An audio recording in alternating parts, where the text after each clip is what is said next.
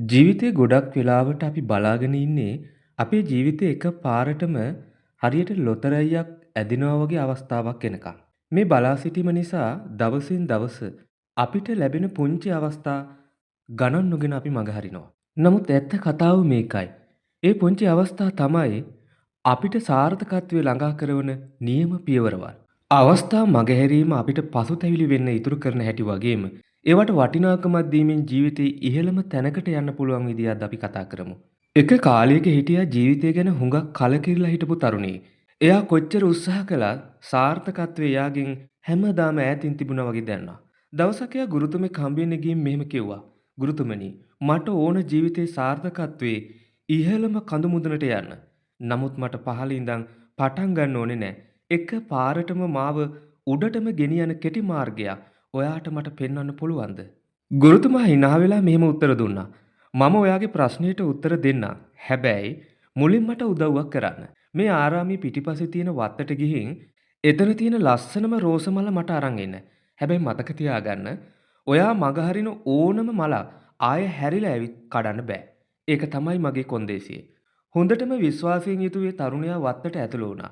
වත්ත පටන් ගන්න තැනම එයාට හරිම ලස්සන රෝස මල් ගොඩක් දකින්න ලැබුණා. හැබැයි හැම වෙලෙම එයා හිතුවා මේ මල් වලට වඩා ලස්සන මල් ඉස්සරහා ඇති කියලා. ඉතින් එයා හැම මලක්ම මඟ හැරලා ඉස්සරහටම ගියා. ටික වේලාවකට පස්සේ එයා වත්තේ කෙළවරටම ආවා. එතන ඉතුරු වෙලා තිබුණේ පර වෙච්චි වියලි මල් විතරයි. එයා හුඟක් ලස්සන මල් මඟ හැරලා ආවා. ගුරුතුමාගේ කොන්දේසිය නිසා එයාට ආයෙ හැරිලා ගිහින් ඒවා කඩන්නත් බැරි වුණා. ඉතින් කලකිරිලා හිස් අතින් එයා ආපසු ආවා. ගුරුතුමා ඇහුවා, "මොකද උනේ? ඇයි හිස් අතින් ආවේ? ලස්සනම රෝස මල් හොයාගන්න බැරි වුණාද?" "ගුරුතුමනි, මම වත්තට ගියා. හැබැයි මම ලස්සන මලක් දකින හැම වෙලාවකම ඊට වඩා හොඳ මලක් බලාපොරොත්තුවෙන් ඒක නොසලකා හැරියා. ඒත් ඒ නිසාම අන්තිමට ඉතුරු වුණේ පරවෙච්ච මල් විතරයි. ඔයාගේ කොන්දේසිය නිසා මට ආපහු ගිහින් ඉස්සෙල්ලා තිබුණු මල් කඩන්නත් බැරි වුණා. ඒ නිසා මට එක මලක්වත් කඩාගෙන එන්න බැරි වුණා ගුරුතුමනි." ගුරුතුමා සංසුන්ව hina වෙලා මෙහෙම කිව්වා. "අන්න ඒක තමයි පුතේ. ජීවිතයේ ක්‍රියා කරන විදිය. බොහෝ අවස්ථා අපේ ජීවිතේට විවිධාකාර වලින් එනවා. සමහර වෙලාවට ඒවා පුංචි වගේ පේනවා. තවත් වෙලාවට සරලයි වගේ පේනවා. නමුත් අපි ඒවා දිගින් දිගටම නොසලකා හරිමින් ඊට වඩා විශාල හෝ හොඳ දෙයක් එනකම් බලාගෙන ඉන්නවා නම් අපිට ඇත්තටම ලැබෙන්න තිබුණු දේත් අපිට නැති වෙලා යන්න පුළුවන්." සාර්ථකත්වය කවදාවත් එකපාරට උඩින් ලැබෙන්නේ නැහැ. ආකස්මිකව ලැබෙන්නේ නැහැ. ඒක පටන් ගන්න පුංචි පියවරවල් වලින් සහ පුංචි අවස්ථාවලින්. ඒ වගේම ඒ පුංචිම අවස්ථාවට උනත් වටිනාකමක් දෙන අය තමයි දවසේ ජීවිතේ කඳු මුදුනටම ළඟා වෙන්නේ. මේක අහපු තරුණයා අවසානයේ තේරුම් ගත්තා. අපිට එන හැම අවස්ථාවකටම වටිනාකමක් දෙන්න ඕනි කියලා. ඒක කොච්චර පුංචි වුණත් කමක් නැහැ.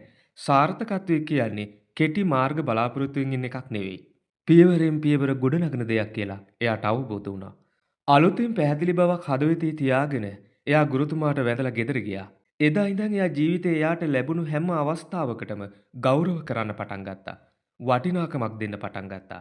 ඒක අලුත් දෙයක් ඉගෙන ගන්න අවස්ථාවක් වුණත්, පුංචි වැඩක් වෙහෙස මහන්සියෙන් කරන්න ලැබුණු අවස්ථාවක් වුණත්, නැතිනම් අනිත් අයට උදව් කරන්න ලැබුණු අවස්ථාවක් වුණත්, සෙමින් වුණත් ස්ථීරව එයාගේ ජීවිතේ වෙනස් වෙන්න පටන් ගත්තා. අවුරුදු ගානකට පස්සේ එයා සාර්ථක මිනිසෙක් විදිහට ඉහළින් හිටියා.